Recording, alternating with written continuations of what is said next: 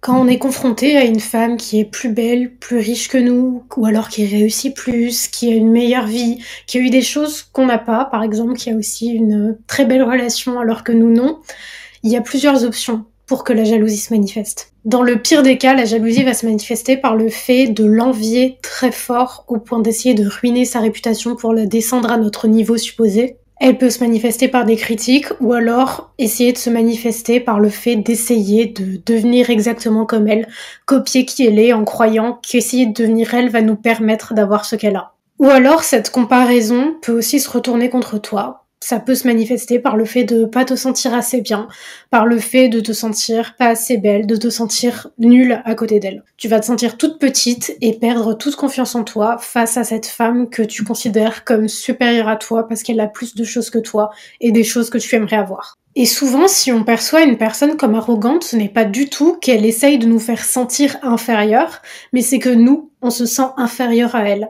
Et que par comparaison, on a l'impression qu'elle nous regarde de haut. En fait, c'est pas elle qui nous regarde de haut, c'est nous qui la regardons d'en bas avec notre perception et notre manque de confiance en nous. C'est pas qu'elle est hautaine et arrogante, c'est que toi, tu te sens toute petite. J'ai vu un post sur Pinterest dire que Kylie Jenner est riche, mais que Elon Musk est beaucoup plus riche qu'elle. Pourtant, personne va aller dire que Kylie Jenner est pauvre parce qu'Elon Musk est plus riche qu'elle. C'est pas une question de comparaison, c'est deux types de richesses différentes, mais tous les deux sont riches. Le fait qu'Elon Musk soit archi riche ne va pas du tout enlever d'argent à Kylie Jenner. Donc pourquoi toi, quand t'es face à une femme qui est plus belle que toi, tu vas te sentir comme si t'étais laide? La beauté des autres et la réussite des autres n'enlèvent rien à ta beauté et à ta réussite. C'est tellement une croyance limitante et misogyne qu'on nous a inculqué depuis tellement longtemps de croire que la beauté des autres femmes nous retire à nous. C'est là-dedans que la compétition naît et que la sororité meurt. C'est vraiment aussi une mentalité propre à la France de croire que si quelqu'un est riche, il est riche parce qu'il t'a retiré à toi. Si quelqu'un est riche, c'est à cause de cette personne que tu ne l'es pas. Que si une fille a une super relation amoureuse, en fait, elle t'a retiré la chance de tomber sur l'homme avec qui elle est. Mais relax, en fait, il y a assez pour tout le monde. Il y a assez d'amour, de beauté, de richesse, de réussite pour tout le monde. Je pense que c'est un sujet très important parce que dès qu'on est très jeune, on nous apprend à nous dresser les unes contre les autres, à combattre les unes contre les autres pour avoir certaines choses, à se jalouser, à descendre et à être extrêmement violente envers les femmes qui ont plus que nous. Et c'est bête parce que ça nous empêche d'avancer collectivement et de créer une véritable sororité qui va nous permettre de réellement acquérir plus de réussite et plus de pouvoir chacune. C'est la 4e vidéo de ce cycle sur l'énergie féminine, sur l'existence en tant que femme, dans le cadre du retour de mon carnet d'auto-coaching Sororité. Tu as toutes les infos et le lien dans la description. Il y avait eu un premier cycle en septembre lors de la sortie de Sororité. Donc si ça te dit d'en apprendre plus sur le fait de comment se reconnecter à son énergie féminine, comment devenir réellement la femme de tes rêves, comment établir des limites, on a vu tout ça dans ce cycle qui était en septembre, donc t'as juste à descendre un petit peu dans les vidéos de ma chaîne et tu vas très facilement les retrouver. Le but de Sororité, c'est de t'apprendre à créer un cercle positif, à devenir la femme de tes rêves et à déconstruire toutes les croyances limitantes que tu as autour du féminin. La jalousie, c'est une alarme, ça n'a pas à être une arme que tu vas utiliser contre d'autres femmes. Quand tu ressens de la jalousie envers une autre femme, apprends à l'utiliser comme une information qui peut t'en apprendre plus sur toi-même, sur là où tu as besoin d'évoluer et sur les zones où tu n'as pas confiance en toi. Au lieu de te laisser consumer par la jalousie, commence plutôt à te poser la question de qu'est-ce qui déclenche ce sentiment en moi ? Si une femme est en train de t'intimider, que tu la jalouses, qu'elle t'énerve, qu'elle te fout en colère parce que t'as l'impression qu'elle est supérieure à toi, c'est qu'elle reflète quelque chose que tu veux, mais que tu n'arrives pas à atteindre parce que tu as de très nombreuses croyances limitantes là-dessus. Donc t'as l'impression que elle est belle, c'est parce que t'acceptes pas la beauté que tu as. T'as l'impression que elle est riche, c'est parce que toi tu t'autorises pas à laisser rentrer l'abondance dans ta vie. Mais la vérité, c'est que le fait même que tu admires cette qualité et cette chose chez la personne, c'est la preuve même que c'est possible de l'atteindre. Pourquoi, si elle a réussi à l'avoir, pourquoi est-ce que tu ne l'aurais pas ? Donc pour arrêter de se sentir consumé par la jalousie envers les autres femmes et pour enfin créer une sororité, je pense que le plus important, c'est d'arrêter de voir les autres femmes comme une menace, mais plutôt comme une inspiration. De voir tout ce qu'elles ont comme des choses que tu peux également avoir. Autoriser ce sentiment à te tirer vers le haut, à te dire « moi aussi je peux le faire. Si elle l'a, moi aussi je peux l'avoir ». Au lieu d'essayer de lui retirer, parce que le fait de lui retirer par des critiques, par lancer des rumeurs, ça ne va rien t'apporter du tout. En fait, tu gagnes rien du tout à être jalouse. La jalousie, c'est un sentiment qui te pourrit l'intérieur. C'est un sentiment qui te fait profondément du mal, qui te fait te sentir toute petite, qui te fait te sentir nulle, au lieu d'être inspirée. Et puis c'est ridicule en fait. Genre, est-ce que tu te vois? Est-ce que tu te vois, t'es là en train de haïr une fille, t'es là en train de manigancer pour lui retirer ce qu'elle a, pour lancer des rumeurs sur elle, en train de la stalker, enfin, je sais pas, c'est ridicule. Est-ce que tu réalises un petit peu tout le temps que tu perds et toute l'énergie que tu perds à jalouser une fille? Tes insécurités, ce n'est pas une réalité, c'est juste le fruit de ta perception et de ton manque de confiance en toi. Beaucoup de nous avons grandi avec l'idée qu'on doit être la plus. Donc la plus belle, la plus riche, la plus intelligente, et que s'il y a quelqu'un qui a plus que nous, c'est comme si on avait rien. Soit on est premier, soit on est rien en fait, soit on est premier, soit on est dernier. Mais on est des êtres humains, il n'y a pas de classement, on est tous individuellement différents. Pourquoi en fait? Pourquoi est-ce que tu veux être la plus? Qu'est-ce que ça t'apportera d'être la plus riche, la plus connue, la plus célèbre, je sais pas. Qu'est-ce que ça va t'apporter? En fait, si tu bases ta valeur sur une comparaison aux autres, sur le fait de devoir être supérieur aux autres pour te sentir bien, pour te sentir suffisante, là, ça ne va jamais aller. Parce qu'il y aura toujours plus riche, plus belle que toi, il y aura toujours quelqu'un qui sera mieux que toi. Tu seras toujours en insécurité parce que les autres sont différents de toi et parfois ils auront plus. Et c'est ok en fait. Ta seule compétition, ça doit être la toi d'hier. À partir du moment où t'arrêtes de trop te préoccuper des autres, en fait, tu vas réussir tellement plus de choses. La clé pour être heureuse dans la vie, c'est vraiment d'être égocentrique, entre guillemets, de te préoccuper uniquement de toi. Tu vas arrêter de t'occuper de ce que Madame Machin fait de sa vie, de ce que Madame Machin a. C'est uniquement toi, ta propre compétition.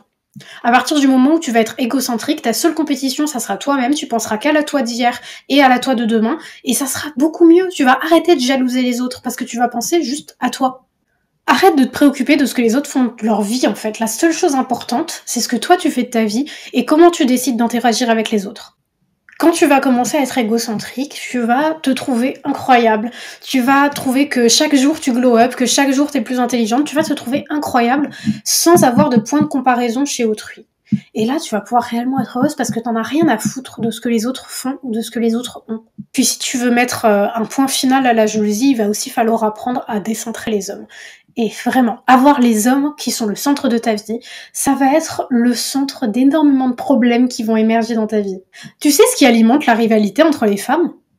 L'attention des hommes, alors que c'est quelque chose dont on se fout éperdument. On nous a fait croire qu'il fallait nous battre pour leur validation, pour leur attention, qu'il fallait leur plaire, que si une fille plaisait plus aux hommes que toi, ça veut dire que t'étais nulle, qu'il faut être désirable aux yeux des hommes pour exister, mais c'est complètement fou que la validation des hommes compte plus que ta propre validation et que la validation des autres femmes. Et c'est très drôle qu'on nous fasse croire que le plus important, c'est l'attention des hommes, qu'il faille se conformer à l'attention des hommes, alors que par défaut, on est plus importante qu'eux.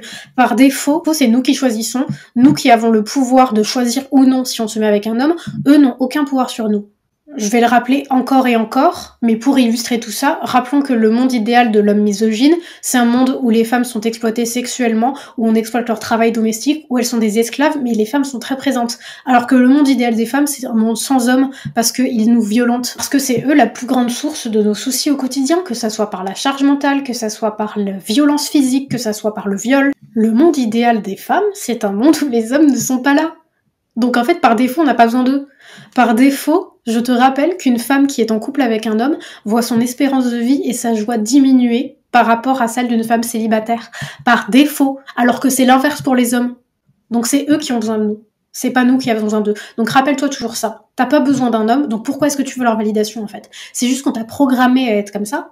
Mais vraiment, on n'en a pas besoin. Je te jure que la vie va très bien sans vivre pour la validation des hommes. Elle va même beaucoup mieux. Puis certaines, je vous vois, hein, vous avez l'impression d'avoir décentré les hommes de votre vie parce que vous vous autoproclamez comme indépendante, que vous voulez faire uniquement 50-50 parce que vous n'êtes pas des profiteuses, que tu veux absolument prouver ta valeur en payant au resto, en payant la moitié du loyer, en faisant le mec, en fait. Mais c'est pas du tout décentrer les hommes de ta vie, ça, en fait. C'est juste que t'as l'impression que c'est ça que les hommes attendent, que les hommes aujourd'hui veulent une femme indépendante, etc. Donc tu te conformes à ça et tu te mets en valeur par rapport aux autres femmes en disant que tu n'es pas une profiteuse. Je t'apprends que c'est ce qu'on appelle être une pick-me. Tu fais la meuf qui a décentré les hommes de ta vie et qui est indépendante, mais à côté, si t'as un crush, ça devient ton seul sujet de conversation. T'es prête à annuler toutes tes copines pour ça. T'es prête à aller chez un homme dès le premier encart. T'es prête à te plier en quatre dès qu'un homme t'envoie un « tu dors à 3 heures du matin ». T'as aucun standard, tu payes ta part voir au resto, t'es en totale dépendance affective. Dès qu'il va dire un truc, non, tu vas te plier en quatre pour suivre ce mec. Tu fais la grosse pique-me à vouloir jouer la meuf indépendante pour plaire aux hommes, alors que la vérité, en fait, c'est juste que tu penses pas à tes intérêts. Tu penses pas à ce qui est le mieux pour toi. Et dès qu'une meuf sort de ce cadre, tu vas la traiter de profiteuse, de michto, la traiter de tous les noms, pour toi, à côté, te sentir supérieure à elle et te mettre en valeur par rapport aux hommes. Tu penses que les filles plus belles que toi, ou alors qui correspondent aux standards de beauté, calibrent leur apparence et leur corps pour plaire aux hommes, et que du coup elles sont pleines de misogynie, qu'elles perpétuent le patriarcat alors que c'est juste leur vie et qu'elles font ça pour elles. Donc juste un petit peu ouvre les yeux. Et il est grand temps de décentrer les hommes de ta vie, parce que tout ce que tu crois être la preuve du fait que t'as décentré les hommes de ta vie, c'est la preuve que tu penses beaucoup trop à leur opinion. Considère que les femmes qui réussissent te montrent que c'est possible. Ces femmes qui sont pleines de réussite, qui ont la vie que tu veux, elles te montrent la voie. Elles te montrent le chemin, elles te montrent tout ce qui est possible pour toi et c'est une source d'inspiration sans fin. Si une femme est belle, forte, puissante, réussie, est heureuse, en quoi ça te concerne négativement ? Qu'est-ce que ça te retire ? Qu'est-ce que ça fait pour toi ? Ça fait rien. Elle ne te vole rien, sa beauté n'efface pas la tienne, sa réussite n'efface pas la tienne. C'est juste une autre femme qui brille, vous êtes juste 2 étoiles dans le ciel. Il n'y en a pas une qui éteint l'autre, vous êtes toutes les deux là, et il n'y a pas de souci. Elle ne diminue en rien ta propre lumière, elle ne t'efface pas. En fait, on nous a appris à penser en termes de rareté, comme s'il n'y avait qu'une seule place au sommet, et qu'on n'avait pas toute notre place dans notre vie de rêve. Que si les autres ont une vie de rêve, nous on peut pas l'avoir parce qu'elles nous la volent. Il y a de la place pour tout le monde, et en fait, plus en tant que femme, on va créer une sororité pour s'élever ensemble, pour s'inspirer, pour se motiver, plus on va réussir à atteindre dans cette société des places importantes, plus on va réussir à accomplir nos rêves et à s'autonomiser pour de vrai. Plus on va créer d'espace pour les autres femmes autour de nous, on va les motiver et on va leur permettre d'elles aussi créer leur vie de rêve. Donc l'exercice que je te propose aujourd'hui, c'est vraiment d'avoir la force de te créer un cercle de femmes qui te tirent vers le haut. Des femmes qui, en temps normal, t'auraient peut-être jalousé, parce que tu les trouves plus belles, plus riches, qui réussissent mieux que toi. Mais en fait, prendre ces femmes-là comme une source d'inspiration et te dire « Waouh, putain, franchement, elles me motivent de fou à devenir la meilleure version de moi-même. » Et la prochaine fois que tu vas sentir cette petite pointe de jalousie fleurir en toi, que ça soit dans la vraie vie ou sur les réseaux sociaux, fais l'effort de te demander pourquoi est-ce que tu ressens ça et comment est-ce que tu peux transformer cette énergie de comparaison et de rivalité en inspiration.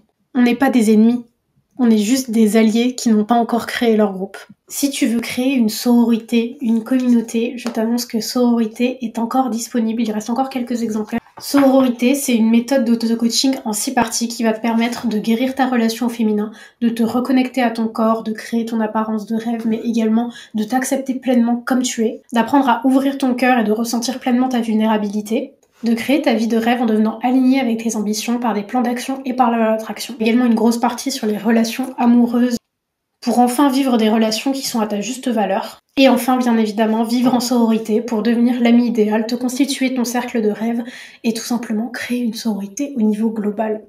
Tout ça dans une méthode simple, efficace, avec des schémas, des exercices pratiques, des leçons. Il y a également toute une partie sur des choses qui peuvent t'aider à te reconnecter avec ton corps. On a notamment fait il y a quelques semaines un flow de yoga inspiré des postures que je vous partage ici. J'en suis super fière et je suis trop contente de pouvoir enfin vous le remettre en disponibilité. Je te dis à jeudi prochain.